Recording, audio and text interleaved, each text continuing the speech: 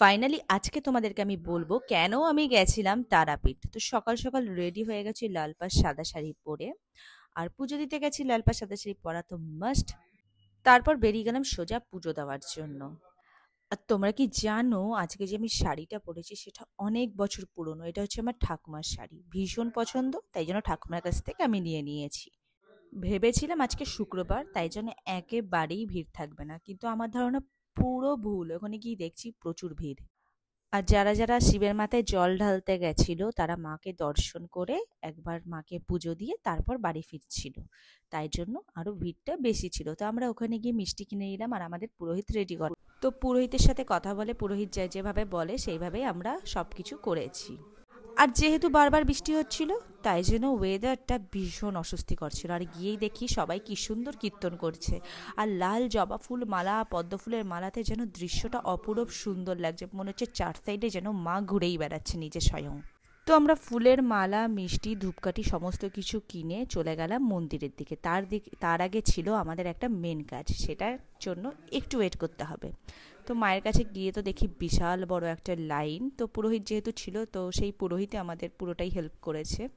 যেহেতু মন্দিরের ভেতর ফোন নিয়ে ঢোকা একদমই অ্যালাউ নেই মায়ের কাছে, তাই বাইরে দাঁড়িয়ে আমরা কিছু ফটো ভিডিও তুলে নিলাম। যদিও বা ভালো করে তুলতে পারিনি ভিড়ের কারণে, তাও যতটুকু পেরেছি ততটুকু তুললাম। এবার আসি মেন কারণে কেন গেছিলাম। এই যে চিকু সোনা, ওর নাড়া মানে চুল ফেলার ছিল, সেই জন্যই গেছিলাম। ও এত ভীষণ কাঁদছিল, কাঁদতে কাঁদতে তো বাস মানে চোখ নাক মুখ ওর যেন একদম উল্টেই গেছিলো। যেহেতু চিকু সোনার জন্য পুজো দেওয়া হয়েছিল, তো ওকেও মন্দিরের ভেতর নিয়ে যাওয়া হয়েছিল, কিন্তু ও আর কুটুস ভীষণ পরিমাণে কাঁদছিল, কারণ ওখানে ছিল প্রচুর পরিমাণে ভিড় আর প্রচণ্ড পরিমাণে গরম, তাই জন্য ওরা দুজনেই খুব কষ্ট পেয়েছে। তো মন্দিরের ভেতরের ভিডিও তো আমরা করতে পারিনি, বাইরেরগুলোই করেছি। তারপর এখানে সে ধূপকাঠি দেখালাম, আর দেখো পুজো দেওয়ার পর আমার মুখের অবস্থা, শুধু আমার না সবারই অবস্থা পুরো খারাপ হয়ে গেছে। কোথাও গেলে আমি অনেক জিনিসপত্র কেনাকাটা করি, কিন্তু এখানে কেনাকাটা করার মতন তেমন কিছুই ছিল না, তাই জন্য ওই যে চুড়িটা দেখালাম ওই চুড়িটাই আমি কিনেছি।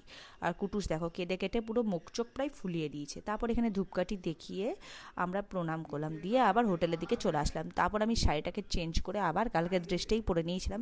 তারপর আমি এখানে চা খেলাম, দিয়ে শ্মশানে কালকে যেখানে গেছিলাম সেখানে ঘুরতে গেছিলাম। আর দেখো চিকু বেবি পুরো কাঁদতে কাঁদতে ঘুমিয়েই গেছে।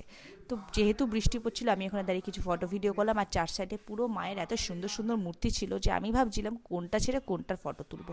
তারপর মায়ের ফাইনালি ভোগ আমাদের সেই যেই পুরোহিত ছিল সেই উনি এনে দিয়েছিল। তো মায়ের এখানে ছিল পোলাও, পায়েস, আলু ভাজা, 5 রকম ভাজা, একটা মিষ্টি, জাস্ট অপূরূপ স্বাদ ছিল। তারপর আমরা বাড়ির দিকে রওনা হলাম। আর আস্তে আস্তে রাস্তার অবস্থা প্রচুর খারাপ ছিল, কোনো ভালো রেস্টুরেন্ট পাচ্ছি